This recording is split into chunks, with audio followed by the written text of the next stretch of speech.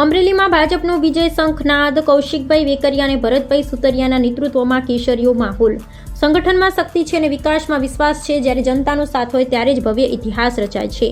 અમરેલીના tower road પર આજે રાજકીય ગરમાવો જોવા મળ્યો હતો। સ્થાનિક સ્વરાજ્યની ચૂંટણીના પ્રચારના શ્રી ગણેશ કરતા ભાજપના લોકપ્રિય ધારાસભ્ય શ્રી કૌશિકભાઈ વેકરિયા અને સાંસદ શ્રી ભરતભાઈ સુતરિયાએ મેદાન સંભાળ્યું છે।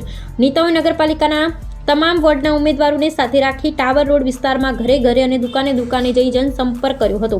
અમરેલીના મુખ્ય વ્યાપારી કેન્દ્ર ગણાતા ટાવર રોડ પર વેપારીઓએ ફુલહારથી નેતાઓનું સ્વાગત કર્યું હતું। વિકાસની રાજનીતિને વેપારી આલમનું ભારે સમર્થન મળતું દેખાઈ રહ્યું છે।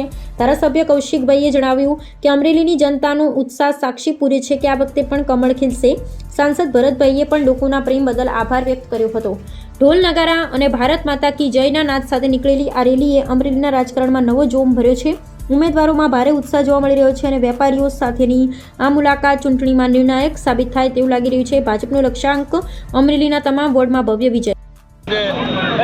અમરેલી શહેરના કાર્યકર્તાઓ સાથે જિલ્લાના સાંસદ આદરણીય ભરતભાઈ, જિલ્લા પ્રમુખ આદરણીય અતુલભાઈ, આદરણીય ટીપી સોદિત્રા, વિજયભાઈ, શહેર ભાજપ સમગ્ર કાર્યકર્તાની ટીમ અને નગરપાલિકાના તમામ ઉપસ્થિતો સાથે અમરેલી શહેરના વેપારીઓને મળવા માટે નીકળ્યા છે। જે રીતે વેપારીઓના તમામ લોકોના અને મતદારો જે રીતે આશીર્વાદ મળી રહ્યા છે એના ઉપરથી વિશ્વાસ સાથે કહી રહ્યો છું ભારતીય જનતા પાર્ટીનું કમળ એ આગામી 28 તારીખે ખીલીને બહાર નીકળવાનું છે। કોઈ શંકાનું સ્થાન નથી।